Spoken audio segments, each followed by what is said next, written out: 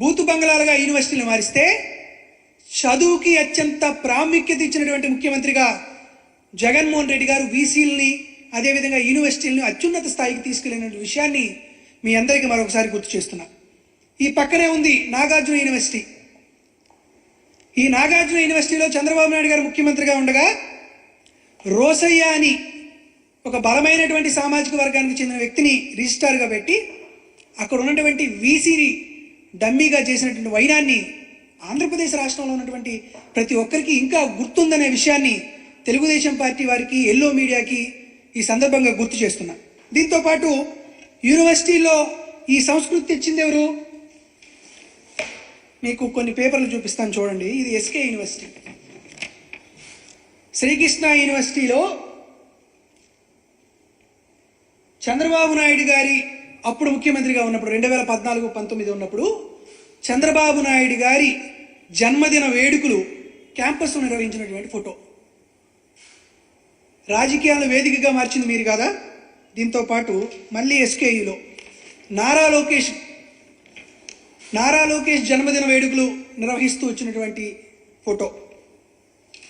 మళ్ళీ ఎస్కేయులో ఫొటోస్. ఇక్కడే ఉన్నటువంటి నాగార్జున యూనివర్సిటీలో Telugunadu student federation TNSF Telugu Desam party విద్యార్థి విభాగానికి సంబంధించిన వాళ్ళు నారా లోకేష్ గారి జన్మదిన వేడుకలు యూనివర్సిటీలో చేసినటువంటి వైనం. మీరు యూనివర్సిటీలను రాజకీయ వేదికగా మార్చి, మీరు యూనివర్సిటీల్ని తెలుగుదేశం పార్టీ ఆఫీసులుగా మార్చి మాపైన విమర్శలు చేస్తూ, మాపైన ఆరోపణలు చేస్తూ ఎల్లో మీడియాలో రావడం అనేది శోచనీయంగా కనపడుతుంది. దాంతోపాటు జగన్మోహన్ రెడ్డి గారు ఉన్నప్పుడు ఎన్నో సంస్కరణలు తీసుకొచ్చాం, విద్యా విధానాల్లో మార్పు తీసుకొచ్చాం, ఒక పారదర్శకత తీసుకొచ్చాం. ఎగ్జిక్యూటివ్ కౌన్సిల్లో 50% మహిళలకే ఉండాలి అనేటువంటి ఒక చారిత్రాత్మకమైనటువంటి నిర్ణయాన్ని జగన్మోహన్ రెడ్డి గారు తీసుకొచ్చారు. ఇవన్నీ తీసుకురావడం వల్ల ఈరోజు మీ అందరికీ ఛాలెంజ్ చేసి చెబుతున్నా, ఇది national assessment and accreditation council NAC వాళ్ళు ఇచ్చుతున్నటువంటి గుర్తింపుకు సంబంధించినటువంటి వివరాలు. చంద్రబాబు నాయుడు గారు ముఖ్యమంత్రిగా ఉన్న 2018-19 దాకా 160 విద్యా సంస్థలకి గుర్తింపు వస్తే, జగన్మోహన్ రెడ్డి గారు ముఖ్యమంత్రి అయిన తర్వాత ఆంధ్రప్రదేశ్ రాష్ట్ర చరిత్రలో ఎవరికీ రానంతగా 209 సంస్థలకు NAC అగ్రిడేషన్ ఇచ్చినటువంటి వైనం. A++ గ్రేడ్ చంద్రబాబు నాయుడు గారి హయాంలో ఒకటే విద్యా సంస్థకు ఉంటే, జగన్మోహన్ రెడ్డి గారు వచ్చిన తర్వాత 8 మందికి వచ్చినటువంటి వైనం. దీనికి సంబంధించినటువంటి ఈ NAC అగ్రిడేషన్కి ఈ ఫొటోస్ కూడా మీడియా వారికి నేను కూడా మీకు ఇప్పుడే విడుదల చేయడం జరుగుతుంది. ఇది జగన్మోహన్ రెడ్డి గారు వచ్చిన తర్వాత మేము తీసుకొచ్చినటువంటి విద్యా సంస్కరణలు.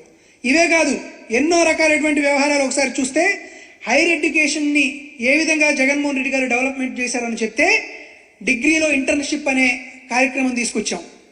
మైక్రోసాఫ్ట్తో ఒక MOU కుదుర్చుకొని 1,25,000 మందికి కొన్ని కోర్సులను ప్రొవైడ్ చేసేటువంటి అవకాశం కల్పించాం.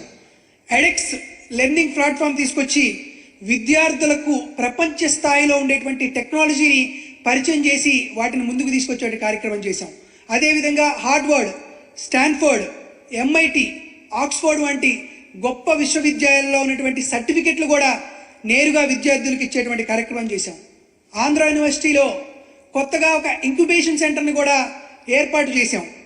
ఇవన్నీ చేసిన తర్వాత జగన్మోహన్ రెడ్డి గారు ఎన్నో క్రియాశీలకమైనటువంటి వ్యవహారాలను యూనివర్సిటీలో తీసుకొచ్చేటువంటి కార్యక్రమం చేస్తే, చంద్రబాబు నాయుడు గారికి మ్యాండేట్ వచ్చిన తర్వాత, నారా లోకేష్ విద్యాశాఖ మంత్రి అయిన తర్వాత ఈరోజు ఇటువంటి యూనివర్సిటీల్లో వైస్ ఛాన్సలర్ మీద దాడులు చేయడం, వారిని చంపుతామని బెదిరించడం, వారి పైన అత్యాచారాలు చేయడం, వారిని నడి రోడ్డు మీదే ప్రొఫెసర్లు అనేటువంటి ఇంగిత జ్ఞానం లేకుండా దాడులు చేయడం, వారి ఆస్తులను ధ్వంసం చేయడం, నేరుగా వెళ్ళి వైస్ ఛాన్సలర్ ఛాంబర్లో కుర్చీలో ఉన్నటువంటి వీసీలను కూడా చొక్కా పట్టుకొని బయటికి లాక్కొచ్చేటువంటి ఒక సంప్రదాయాన్ని, హేయమైనటువంటి సంప్రదాయాన్ని తెలుగుదేశం పార్టీ వాళ్ళు చేయడం అనేది ఆంధ్రప్రదేశ్ రాష్ట్ర ప్రజలందరూ తలవంచుకున్నారనే విషయాన్ని మీ అందరికీ తెలియజేస్తున్నా. దాంతోపాటు యూనివర్సిటీలో నిజంగా మీరు ప్రక్షాళన చేయాలనుకుంటే, జగన్మోహన్ రెడ్డి గారు ఎప్పుడో వైఎస్ రాజశేఖర రెడ్డి గారి హయాంలోనే